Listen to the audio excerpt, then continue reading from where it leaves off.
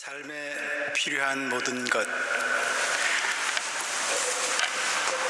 하나님께로부터만 오고 하나님께서만 채울 수 있음을 알고 하나님 앞에 정직하게 서는 몸과 마음과 영이 가난한 사람, 그 사람이 복된 사람이고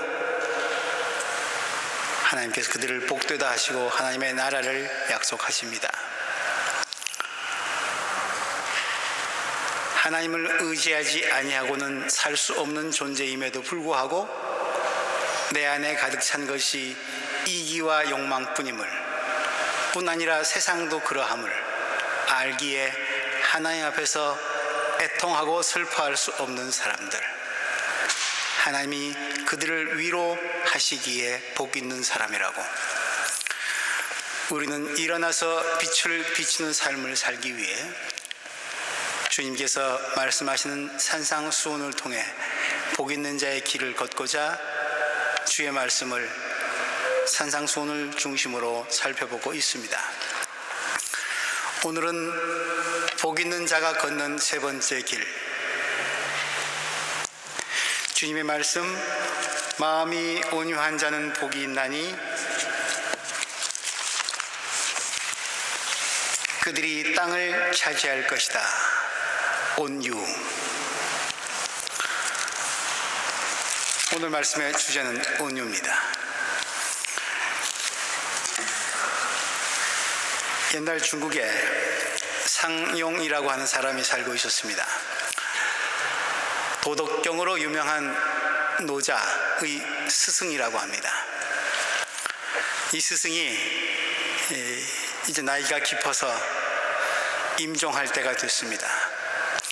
제자 노자는 조금이라도 더 배우고자 스승 곁에 가서 묻습니다. 선생님, 돌아가시기 전에 가르쳐 주실 말씀 없으신지요? 그러자 상용이 이렇게 말합니다. 고향을 지나갈 때에는 수레에서 내려서 걸어가거라. 알겠느냐? 영특한 노자는 스승의 말뜻을 알아챕니다. 네, 선생님, 어디에 살더라도 고향을 잊지 말라는 말씀이군요. 스승은 고개를 끄덕이며 다시 말합니다. 그리고 높은 나무 밑을 지날 때에는 종종 걸음으로 걸어가거라. 알겠느냐?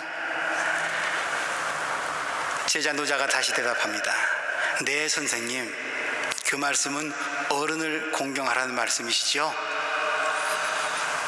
노자가 상용이 흐뭇한 미소를 짓습니다. 그리고 이번엔 입을 크게 벌리면서 말을 합니다. 노자야, 내 입속을 보거라. 내 혀가 남아있느냐? 좀 엉뚱한 말씀에 노자는 선생님 혀가 어떻게 잘못됐나 싶어가지고 입속을 이렇게 들여다봅니다. 예, 선생님, 혀가 남아있습니다. 입을 잠시 다물었다가 선생님은 다시 입을 크게 벌립니다. 그럼 노자야, 내 입속에 이빨이 남아있느냐? 그때 상용은 나이가 너무 많이 드셔서 이가 다 빠지고 없는 상태였습니다. 노자는 그것을 이미 알고는 있지만 다시 물어보시기에 조심스러운 마음으로 입안을 이렇게 살펴보면서 선생님, 이가 하나도 없습니다. 무슨 말인지 알겠느냐? 선생님이 그렇게 말씀하십니다. 이번 말씀은 조금 어렵습니다. 잠깐 생각하던 노자, 깨달음을 얻었습니다.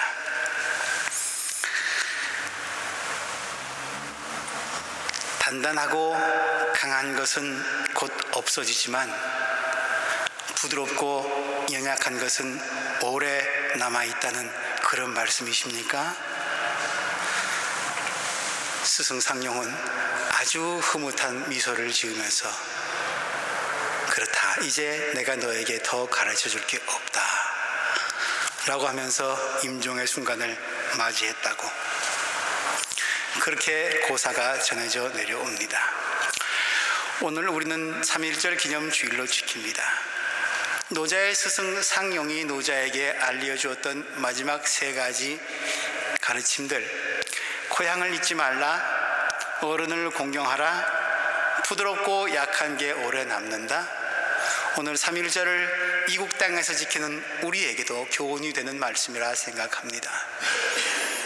기도해 주신 권사님 또 그렇게 기도하셨지만 우리 떠나 있지만, 아니 떠나 있을수록 우리 고향 땅의 처지와 형편이 더 목맥에 다가옵니다. 그래서 3.1절 기념주일, 한국교회도 사실 많은 교회들이 이날을 기념주일로 지키는 것을 이제는 조금씩 멀리하고 있는데 우리 꼬박꼬박 지키고 있습니다. 1919년에 일어났던 일이 2014년 여기 베를린에서 살고 있는 우리와 무슨 상관이 있습니까? 고향을 기억하는 일, 우리의 뿌리를 새기는 일, 사람됨의 도리의 1번입니다. 높은 나무 밑을 지날 때 종종 걸음으로 걸어라, 어른을 공경하라는 말씀.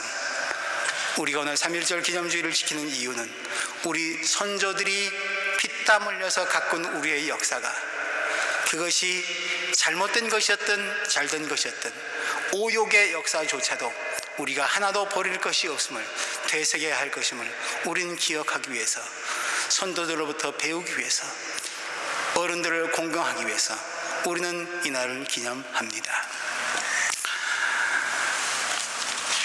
부드럽고 온유한 것이, 부드럽고 약한 것이 오래 간다. 3.1절의 기운이, 3.1의 3.1 운동의 기운이 어떠했는가? 우리가 힘으로 맞섰는가? 총과 칼로 일본에 대항했는가? 무엇이었는가? 독립의 열망을 우리는 어떤 방법을 통해서 표현했고 드러냈는가? 부드럽고 연약한 것, 그것에 일본은 강하고 단단한 것으로 내리 눌렀지만, 거꾸려 했지만, 그러나 결국 연약한 백의 민족이 부드러운 만세 소리가 저들의 총칼을 이겨낼 수밖에 없었음을 우린 기억하면서 이날을 3.1절 기념주일로 지킵니다. 스승의 가르침을 받은 노자, 그는 훗날 선생님께 가르쳐 주셨던 부드러움을 물이라고 하는 물질을 통해서 예찬을 합니다. 도덕경 78편에 이런 글이 나옵니다. 하늘 아래 물보다 더 부드럽고 연약한 것은 없네.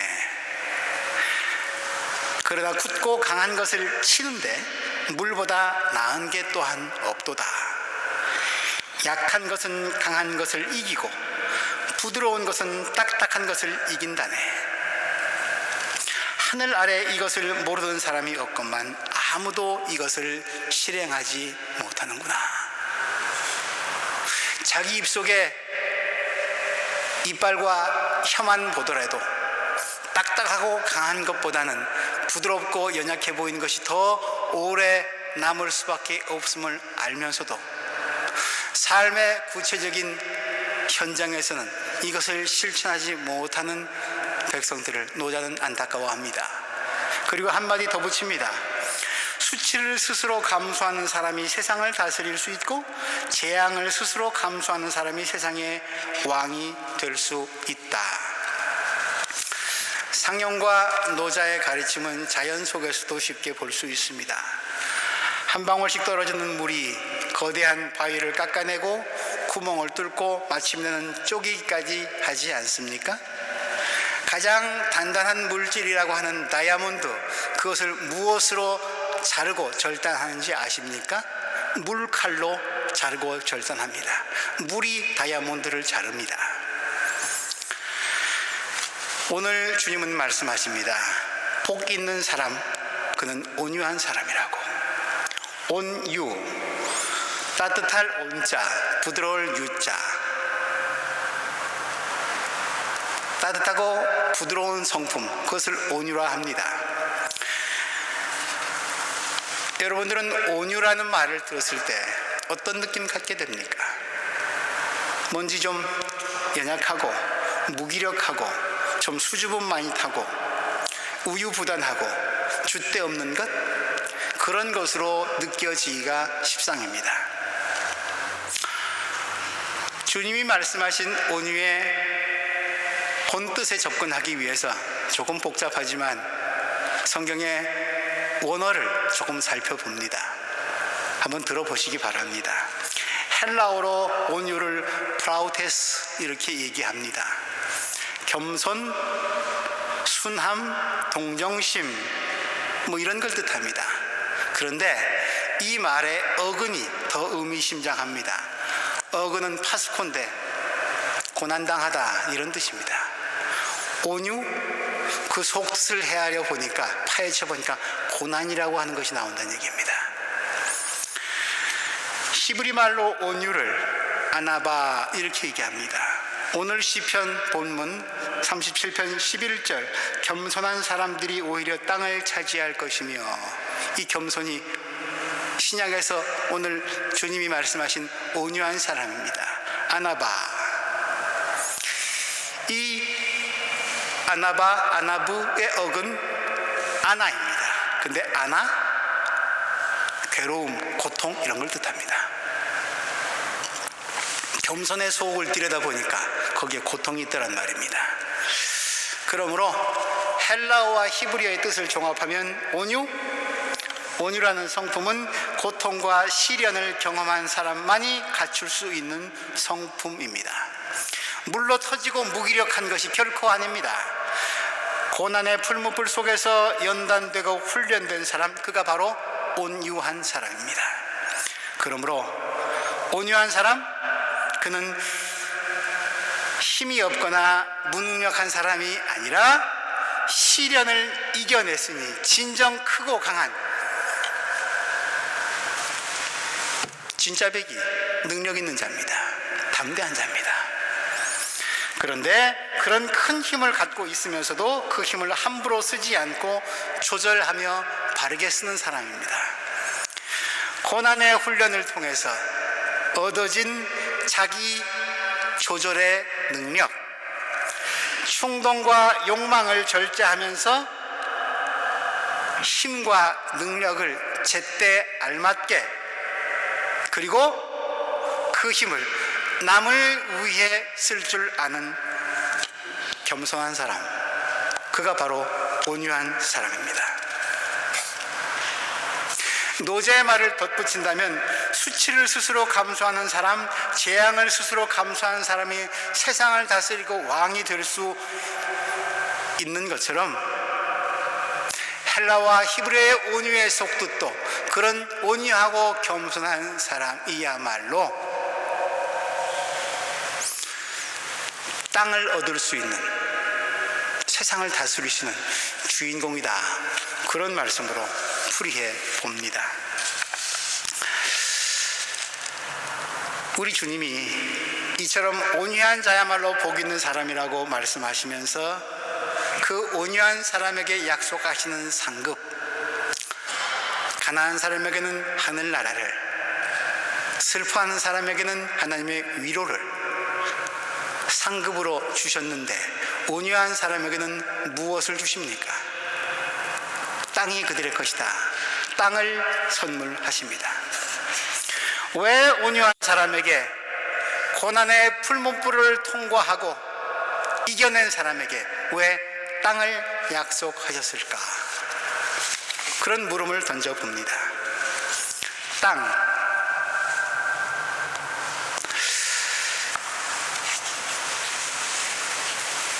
대한민국 참 좁은 땅인데 이 땅 때문에 문제도 많고 탈도 많습니다. 제가 독일에 건너오기 전 통계입니다만, 지금은 이 통계가 더 악화됐을지 순화됐을지는 모르겠습니다만,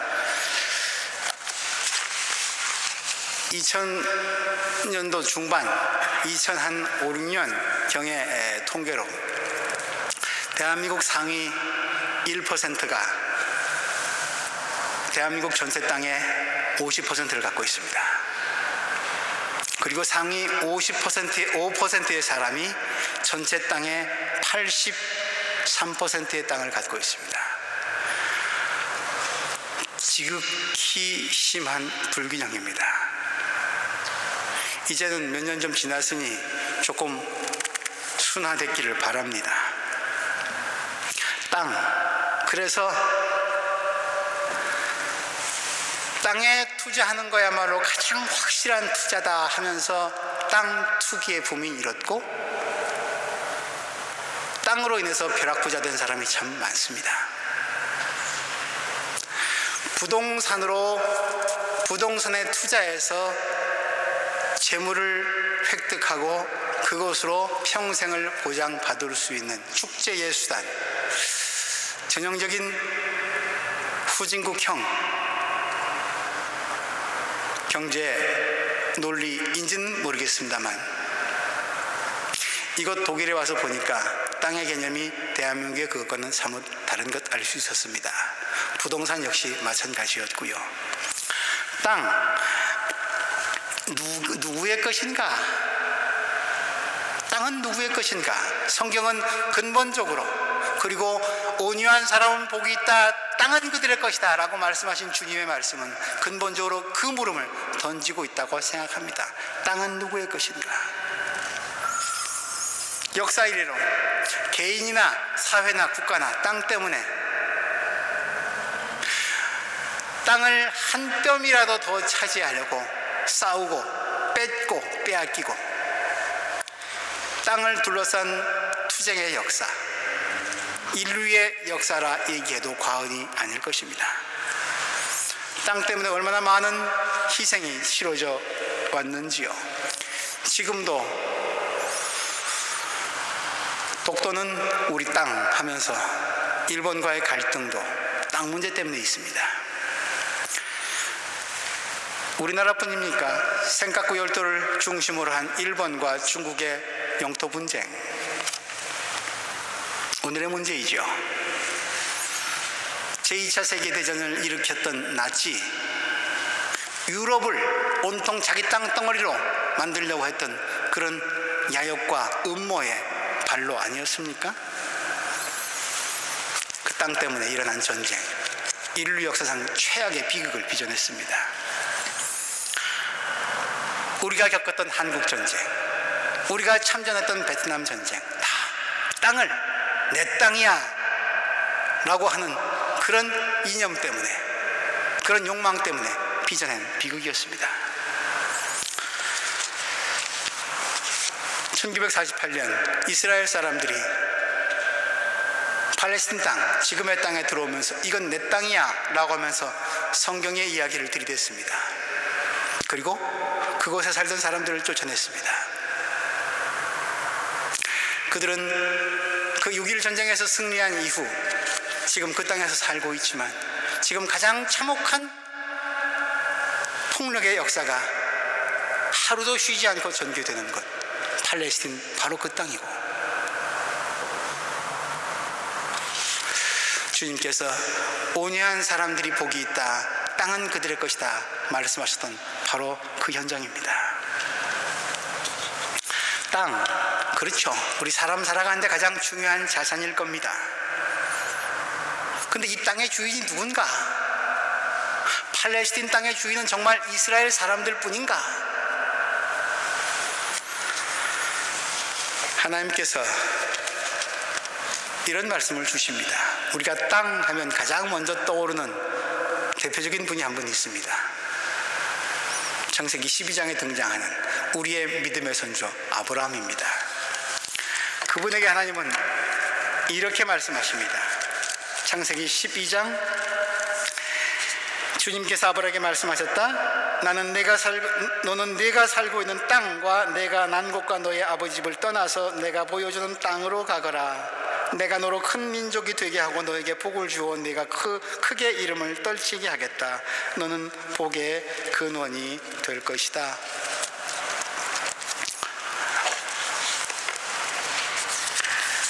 아브라함에게 고향 땅을 떠나라고 하시면서 복을 약속해 주시는 하나님의 말씀입니다. 우리의 주의를 기울입시다.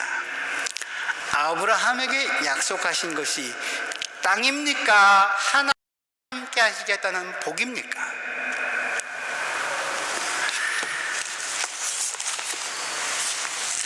잘 새겨 들으면 어디로 가든지 고향 땅을 버리고 떠날지라도 내가 너와 함께 있음으로 인해 너는 복의 근원이 될 것이라고 하는 역사상 전무후무한 축복을 받았지, 아브라함은 땅을 선물로 받은 사람이 아닙니다. 그의 아내 사라가 죽었을 때 그는 자기 아내를 묻을 땅 한 평조차도 갖지 못했던 사람입니다. 조카 롯과 분쟁이 일어났을 때 네가 좋은 땅 택하면 나는 나머지 가질게 양보했던 사람입니다. 아브라함의 아들 이삭은 어떠합니까?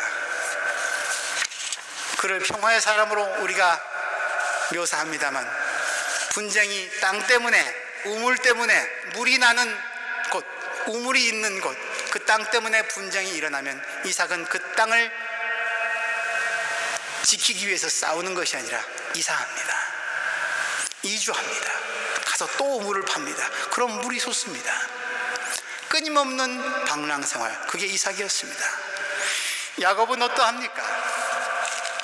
130년 그의 인생을 훗날 그는 바로 앞에서 뭐라고 얘기합니까? 창세기 47장 9절 말씀, 야곱이 바로에게 대답하였다. 이 세상을 떠돌아다닌 횟수가 100년하고도 30년입니다. 저의 조상들이 세상을 떠돌던 횟수에 비하면 제가 누린 횟수는 얼마 되지 않지만 험악한 세월을 보냈습니다. 내가 보낸 130년 인생, 떠돌이 인생이었는데, 그래서 험악한데 이것도 내 조상에 비하면 아무것도 아니라고 그렇게 고백합니다. 그가 사랑했던 요셉, 애굽에 정착해서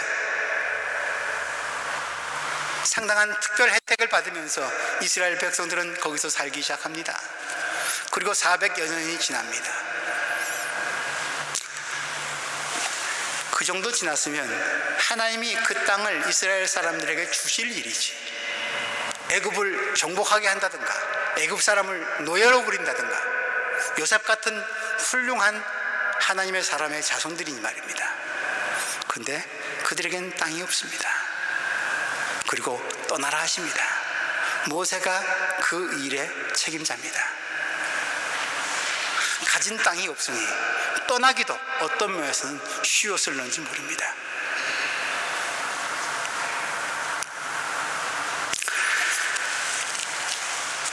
여호수아, 모세의 뒤를 이은 여호수아, 동서남북을 살펴보아라. 내가 너의 선조에게 약속한 대로 이 땅을 내게 주겠다. 하나님은 그렇게 약속하시면서 여호수아에게 특별한 은총을 내리십니다. 네가 어딜 가든지 내가 너와 함께 있겠다. 아브라함에게, 야곱에게 약속하셨던 동일한 복이 여호수아에게도 이어지고 있습니다. 그 위대한 믿음의 조상들에게, 이스라엘의 순조들에게 하나님은 땅을 주시지 않았습니다. 그분이 함께 계시는 그곳, 그것이 한평 밭이든 벼랑 끝이든 평야이든 계곡이든 하나님이 함께 하시면 그곳이 바로 기름진 땅이고 옥토라고. 내가 사망의 음침한 골짜기를 다닐지라도 내가 두려워하지 아니함은 주의 막대기와 지팡이가 나를 안위하시나이다. 그 사망의 음침한 골짜기조차도 하나님이 함께 하시면은 나에게는 푸른 초장입니다, 생명샘입니다 라고 다윗이 고백할 수 있는 이유가 거기에 있습니다. 성경은 분명히 말합니다. 땅은 인간의 것이 아닙니다.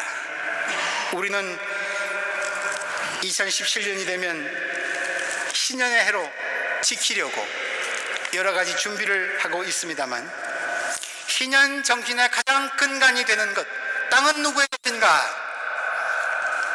그 문제인데 레위기 25장 23절은 이렇게 대답합니다. 땅을 아주 팔지는 못한다. 땅은 나의 것이다. 땅은 나의 것이다. 하나님의 것이다. 너희는 다만 나그네이며 나에게 와서 사는 임시 거주자일 뿐이다. 우리 인생들은 다 임시 거주자라고 하십니다.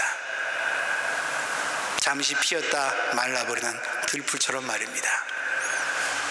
그 들풀이 잠시 머물 수 있는 것, 그게 땅이랍니다. 그리고 그 땅은 나의 것, 하나님의 것이랍니다. 때문에 그 땅을 경작하는 일, 땅도 쉬어야 됩니다.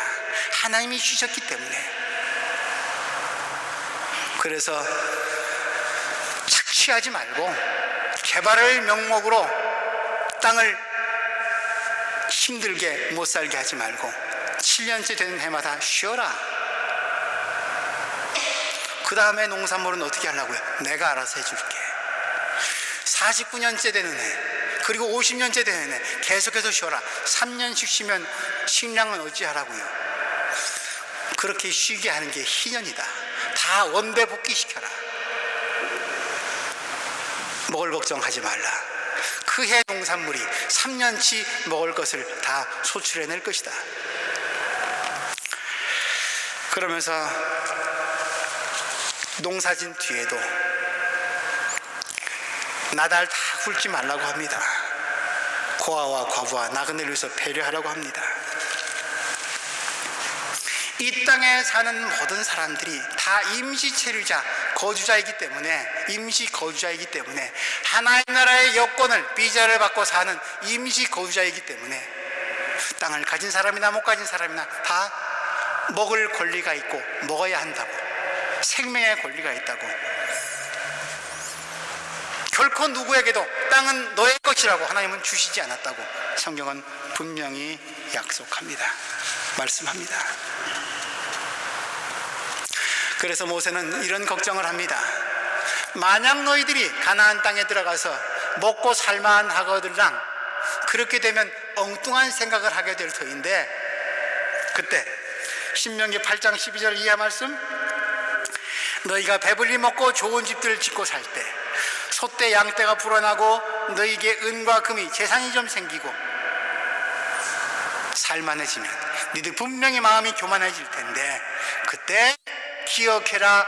이집트 땅 종살이 하던 땅에서 누가 너희를 이곳으로 불러냈는지, 내 힘으로 내 능력으로 재산 마련했다라고 꿈에도 그렇게 얘기할 생각하지 말아라. 만약에 그런 생각하게 되면 너희는 필히 재물을 따라 그것을 우상으로 섬기게 될 것이고, 그 재물이 우상이 되는 그날 나는 너희들을 모른다 버릴 것이고 심판받을 것이다. 모세의 염려와 하나님의 걱정은 현실로 이루어졌습니다. 이스라엘은 가나안 땅에서 오래 살지 못했습니다. 나라를 빼앗겼죠. 하나님의 뜻을 섬기기보다는 그 땅에서 나오는 소출과 부에 더 마음 빼앗겼기 때문에, 재물을 축적하는 일에 급급했기 때문에, 그런 일을 하지 말라고 수많은 예언자들 보내면서 경고하고 책망하고 때리셨지만 속수문 책이었습니다. 결국 그들은 망하고 말았습니다. 많이 쌓아 올렸지만, 흥청망청거렸지만 다 부질없는 짓이었습니다. 주님의 이야기로 다시 돌아갑니다. 우리가 기억하는 그 유명한 말씀, 수고하고 무거운 짐진 자들아 다 내게로 오라. 내가 너희를 편히 쉬게 하겠다. 그 뒤에 뭐라고 말씀하십니까? 나는 마음이 온유하고 겸손하니 내게 와서 내 멍에를 메고 내게 와서 배워라. 스스로 온유하다 말씀하십니다. 겸손하다 말씀하십니다. 그 온유하고 겸손하신 분이 땅을 몇 평이나 가지고 계셨습니까? 주님은 이런 말씀도 하십니다. 여우도 굴이 있고 새도 보금자리가 있지만 인자는 누워 잘 잠자리 하나 없다. 땅 한 평도 못 가지셨습니다. 온 우주의 주인이신 그분이 땅 한 평도 못 가지셨습니다. 몸을 입고 오실 때 누워 잘 자리조차 없었습니다. 우리는 몇 평 땅 가지면 만족할까요? 당신을 따르는 제자들에게도 땅과의 인연을 끊으라고 이렇게 말씀하십니다. 너희는 너희 자신을 위해서 보물을 땅에 쌓아둘 생각 전혀 하지 말라. 거기는 좀이 쓸고 녹이 쓴다. 도둑들도 들꺼들린다. 좀 쓸지 않고 녹 쓸지 않고 도둑의 염려가 없는 곳, 그 땅에 너희의 포화를 쌓아둬라. 내 이름 때문에, 예수 이름 때문에 집이나 형제나 자매나 아버지나 어머니, 자녀나 토지, 땅을 버린 사람은 보상을 100배로 받을 것이고 거기에 덤으로 영원한 생명도 받을 것이다. 예수님과 예수를 따르는 제자들, 우리 그리스도인들, 이 유한한 땅에 속한 사람이 여기서 생명이 꺼져가고 그것으로 많은 사람이 아님을 주님은 분명히 말씀하셨습니다. 땅에서 난 사람은 땅에 속하고 땅에 속한 것을 말하는데 하늘에서 오신 분은 모든 것 위에 계신다.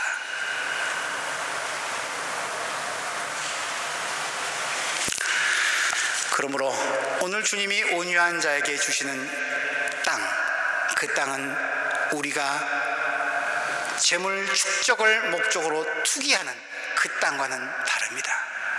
그 땅도 내 소유가 분명 아닐 뿐더러 함께 살아야 할 공유의 하나님 재산일 뿐더러 그것을 알고 자기의 소유를 내어주고 고난과 그런 과정 속에서 겪는 고난과 시련의 풀무불 속에서 남을 위해서 나의 것을 내어주고 배려해 줄 줄 아는 온유한 사람에게 약속하는 땅. 히브리서 기자는 그 약속을 이렇게 해주고 있습니다. 히브리서 11장 13절 이하. 이분들은 믿음의 조상들의 얘기입니다. 이분들은 모두 믿음을 따라 살다가 죽었습니다. 그들은 약속하신 것을 받지는 못했지만, 땅 한 평도 받지 못했지만 그것을 멀리서 바라보면서 반겼으며 땅에서는 길손과 나그네 신세임을 고백했습니다.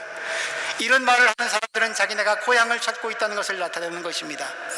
그들이 만일 떠나는 곳을 생각하고 있었다면 돌아갈 기회가 있었을 것입니다만, 그러나 그들은 더 좋은 곳을 동경하고 있었습니다.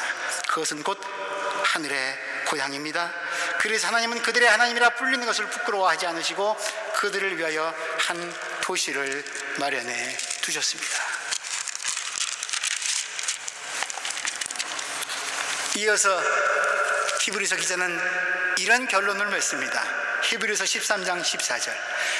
우리에게는 이 땅 위에는 영원한 도시가 없습니다. 우리는 장차 올 도시를 찾고 있습니다. 우리는 여기 이 생을 사는 동안 영원한 방랑자 나그네임을, 필그림임을, 순례자임을 히브리서 기자는 고백하고 있습니다. 그러므로 온유한 자에게 주시는 주님의 땅의 축복은 이 땅의 수고와 슬픔이 끝난 뒤에 주님이 약속하신 새하늘 새 땅일 것입니다. 그것은 가난한 자들이 슬퍼하고 애통한 자들에게 주님이 주시마 약속하셨던 그 땅과 그 나라와 통할 것입니다. 시저가 정복했던 땅 어디 있습니까? 알렉산더가 누렸던 그 광활한 대륙, 알렉산더는 그 대륙의 몇 분의 1을 가지고 갈 수 있었습니까? 나폴레옹이 알프스 산맥을 넘으면서 내게 불가능은 없다고 얘기했던 그 야망의 땅, 그는 얼만큼 그의 무덤까지 가지고 갈 수 있었습니까? 주님은 말씀하십니다. 온유한 사람은 행복하다. 그들은 땅을 차지할 거다.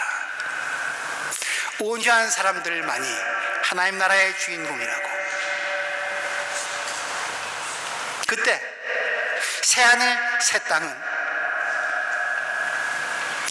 지금 썩어 없어질 유한한 땅의 모습과는 전혀 다른 모습으로, 변화된 모습으로 부딪혀올 그 땅은 부활의 영광된 몸으로 거듭난 그들의 몫이라고 주님은 약속하십니다. 우린 오늘 3.1절 기념 예배를 드립니다.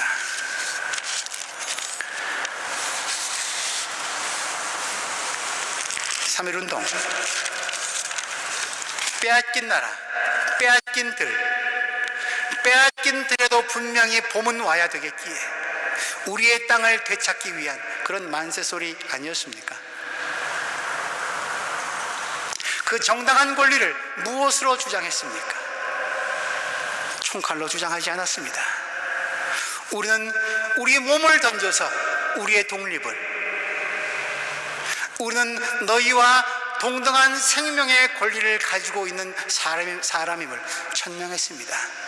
그리고 그 일에 교회는 앞장섰습니다. 온유한 방식이었죠. 고통을 감내하는 방식이었죠. 순환의 풀무불을 통과하는 그런 방식이었죠. 대한독립 만세, 목이 터져라 피가 솟구치게 외쳤던 그 함성을 억누리려 했던 일제의 총칼에 비하면 한없이 온유한 사람들의 생명의 울부짖음이었습니다.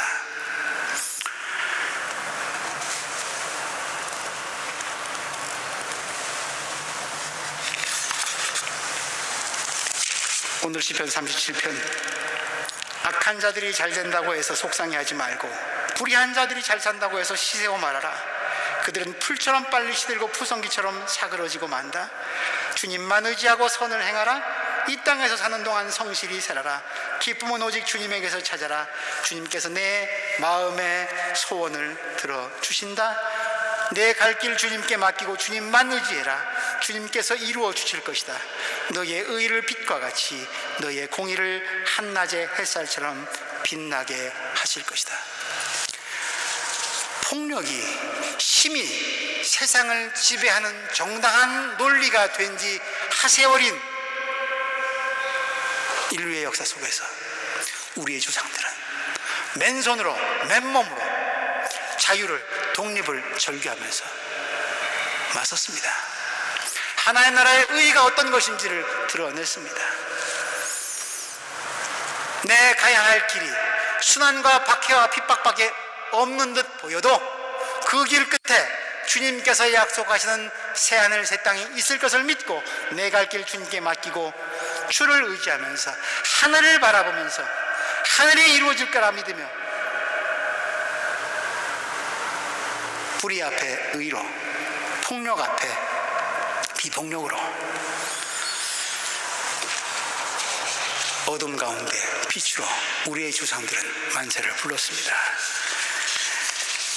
일본을 무시하고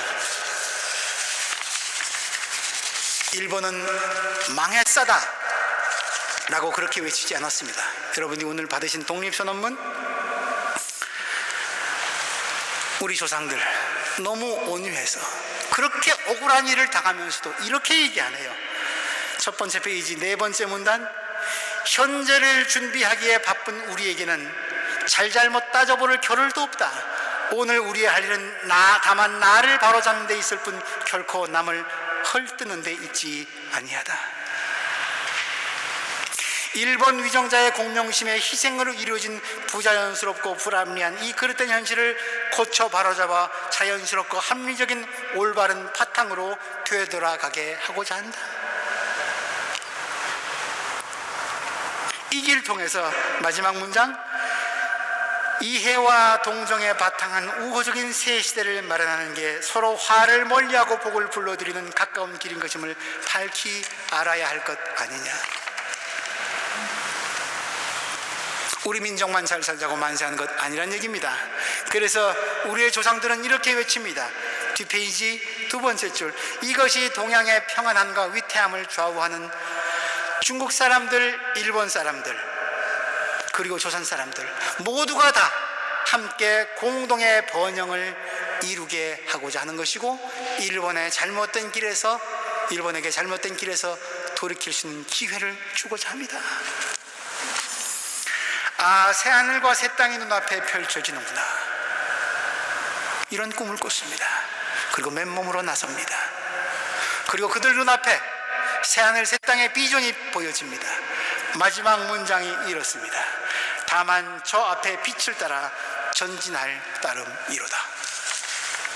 시편 37편의 시인이 걷는 길과 너무도 흡사한 것임을 저는 올해 독립선언문을 읽으면서 다시 깨달았습니다. 같이 인도하는데 그들이 정작 삶의 현실에서 받았던 대가는 무엇이었습니까? 고문이었고 감옥이었고 박해였고 죽음이었습니다. 그런데 그들이 고백합니다. 저 앞에 빛이 우리를 인도한다고. 그 빛의 세상은 일본과 한국이 중국이 함께 사는 세상이라고. 유관순을 비롯해서 3.1 독립만세를 불렀던 우리의 조상들, 온유한 사람들이라고 저는 감히 말씀드리고 싶습니다. 그들의 후손이 우리입니다. 우리 높은 나무 밑에 지나갈 때 종종 걸음합시다. 우리의 조상들을 기억합시다. 오늘 우리의 땅이 어떻게 해서 주어졌는지, 그리고 그런 빛나는 유산을 물려받았음에도 불구하고 오늘 우리의 땅의 모습은 어떠한지,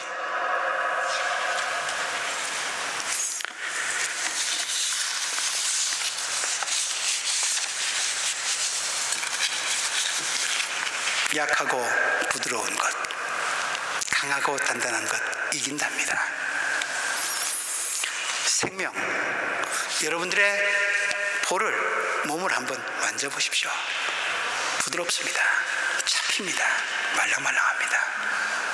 죄송스러운 말씀이지만 시체를 만져보십시오. 딱딱합니다. 생명은 온유합니다. 죽음은 딱딱합니다.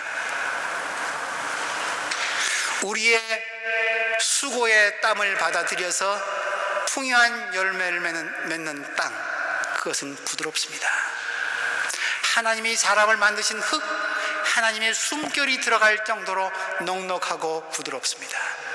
그런데 우리가 그 많은 부동산이라고 하면서 자랑스럽게 올려대고 있는 저 빌딩들, 딱딱합니다.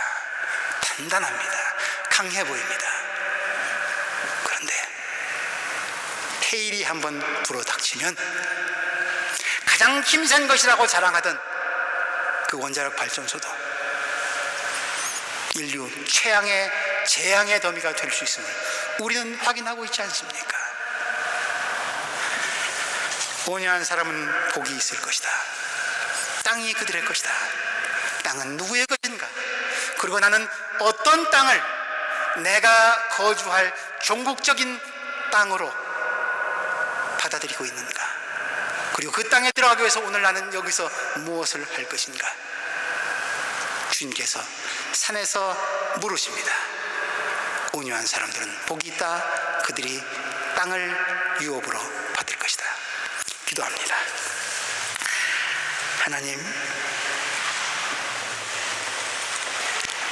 하나님이 허락하신 이 땅이